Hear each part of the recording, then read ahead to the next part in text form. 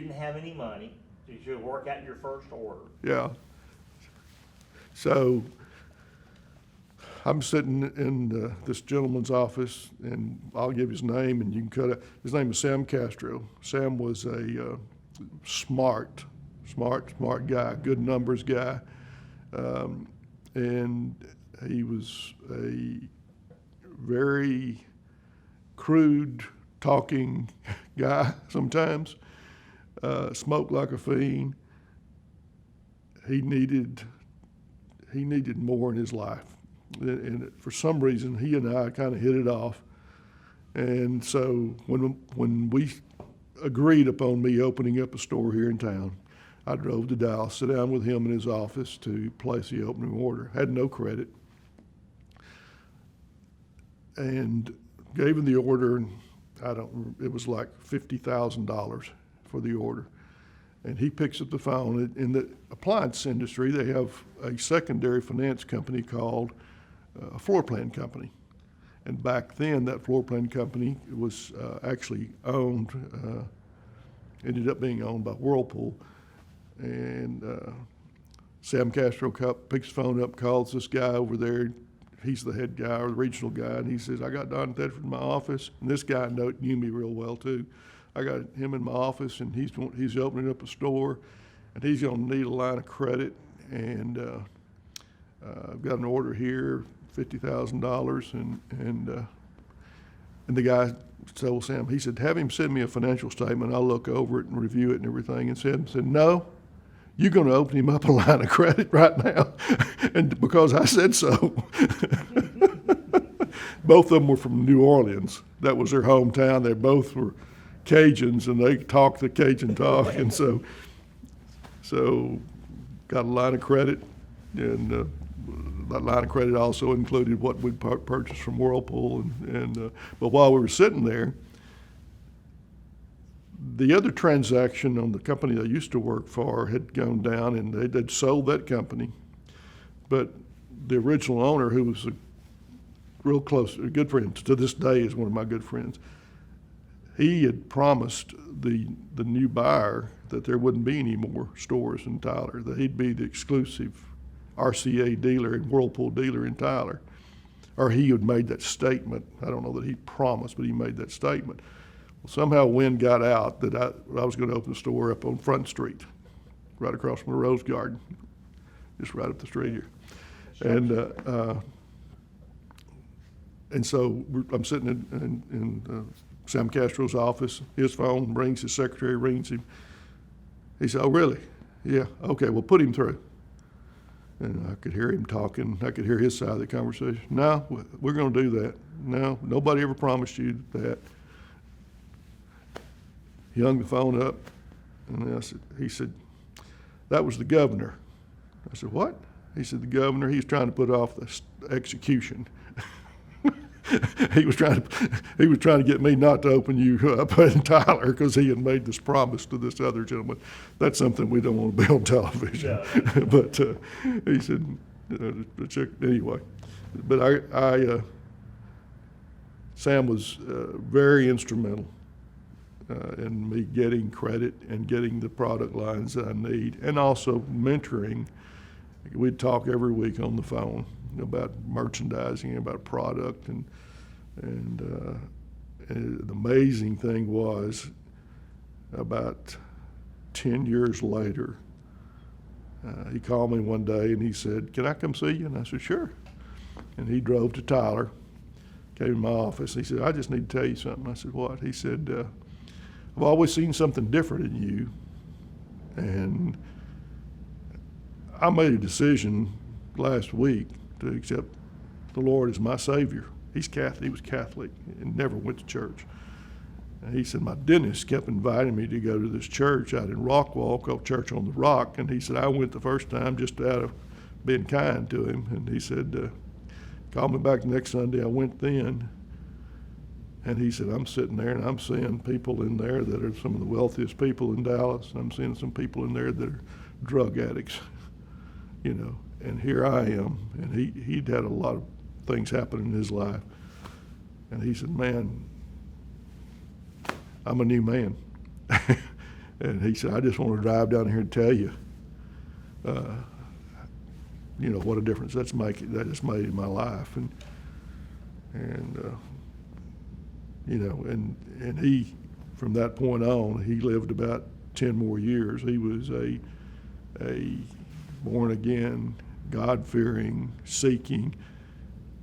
His language hadn't changed. It changed a little bit, but when I first met him, he first told me he was still having some of that same language. But God changes, saves your soul, saves your soul, but then He begins to change you outwardly. So, but anyway, he was a great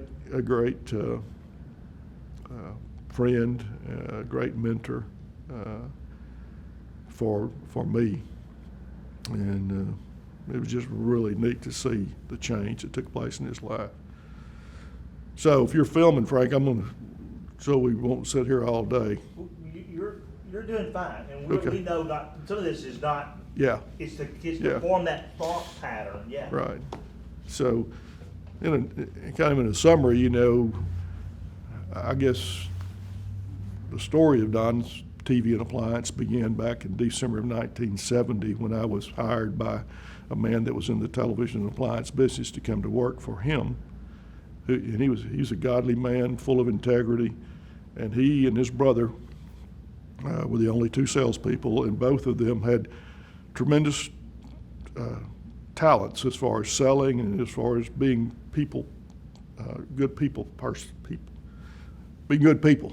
And so I sat under them for 9 years and learned from both of them the industry in there, and just how sometimes God orchestrates different things. I was led into another industry for a 6-month period of time, and during that time, I realized how much I liked and loved the television and appliance business. And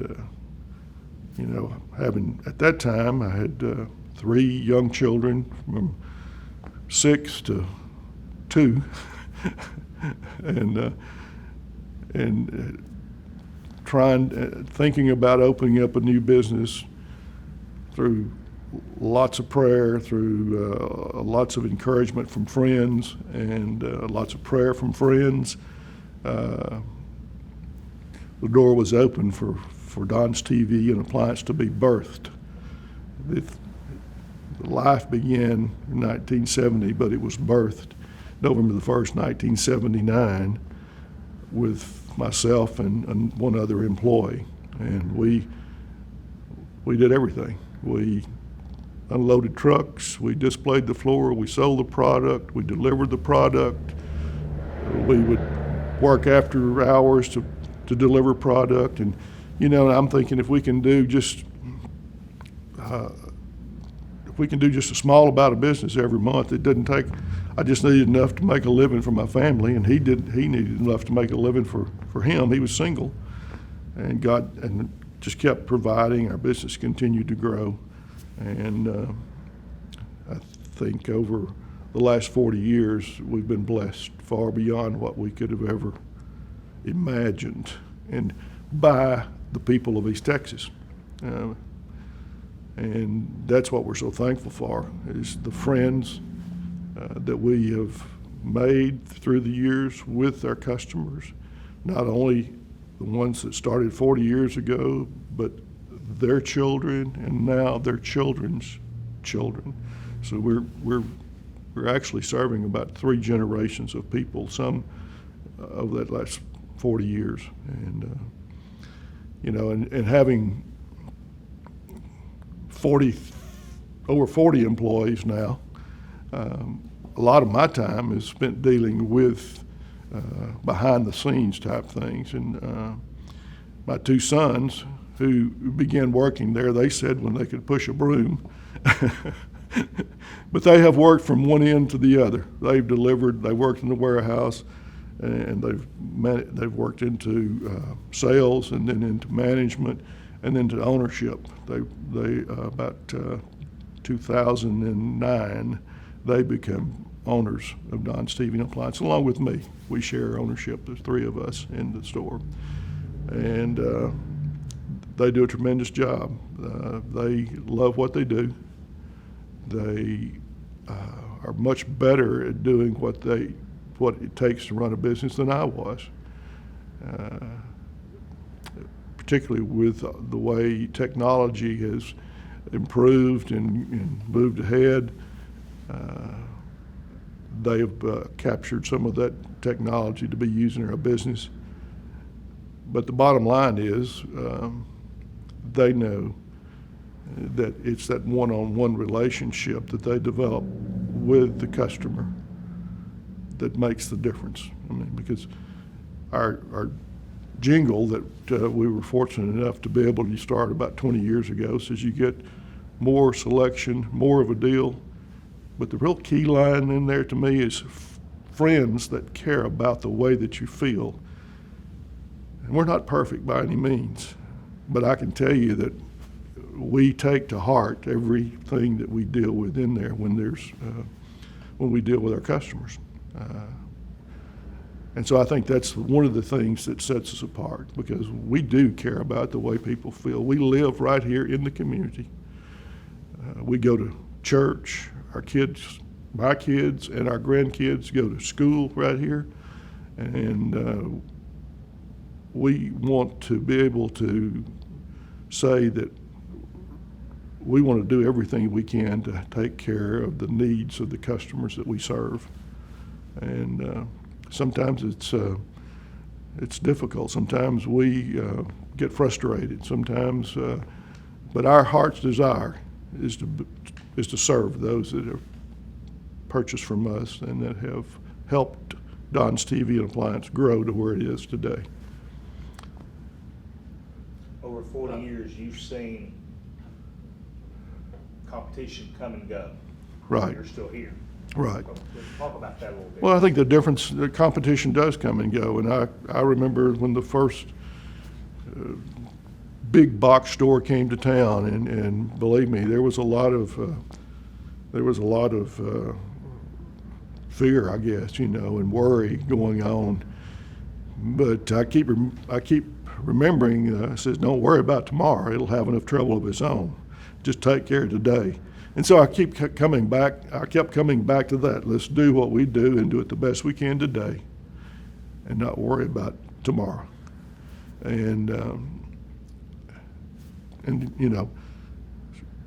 Matthew 6 is one of the chapters that I read every day when we were getting ready to begin Don's TV and Appliance in 1979, where it says, when I've got these 3 little kids, and a wife and a house payment, and it says, God takes care of the sparrows.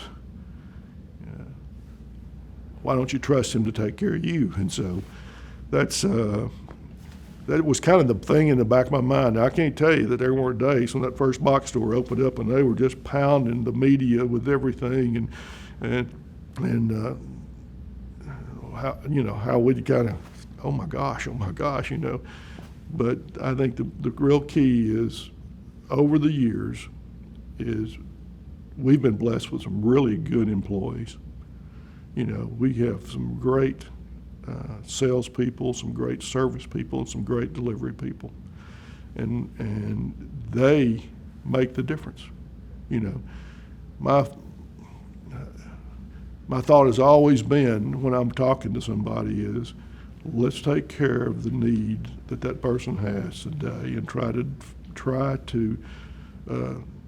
get them to the product that's going to best suit that need.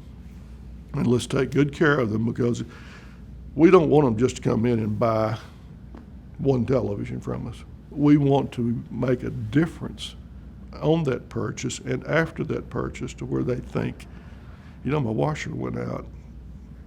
I'm going to go to Don's because I was taken care of, and they treated me well. And that's what we want to do. You just have to get that repeat business over and over and over, where that doesn't always happen in a real large superstore, box store type setting. And that's the difference. It's our people that have made the difference over the years. And so. Very good. Let me ask you a question. Greg, that was ideal. Was there any road noise? I think we'll be okay. But I heard there was Don, one, you're there was right. one, okay. Gotcha. Thank you. Gotcha. No, you're good. I was on that little incline. I don't want to get too close. You know, and I just need to say, you're still filming, you know, there were some struggles, you know, along the way, and there's struggles every day. I mean, there were times where it was pretty tough. I don't know if y'all don't remember the '80s, but I remember the ladies, the latter part, and it was pretty tough. Well, and at that you had time, the late '70s and the early '80s where it was just this boom. Right. right? Well, 2008.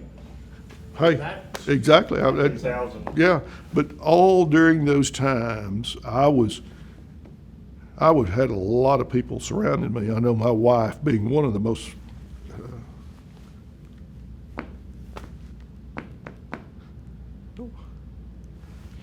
What's the word?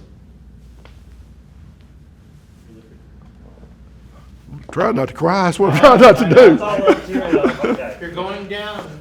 I'm going down. Yeah. going down. No, she's been so faithful Yeah, through prayer and through support and through encouragement yeah. over the years. And we have a nucleus of friends that Yeah. come behind us. You cut up. Yeah.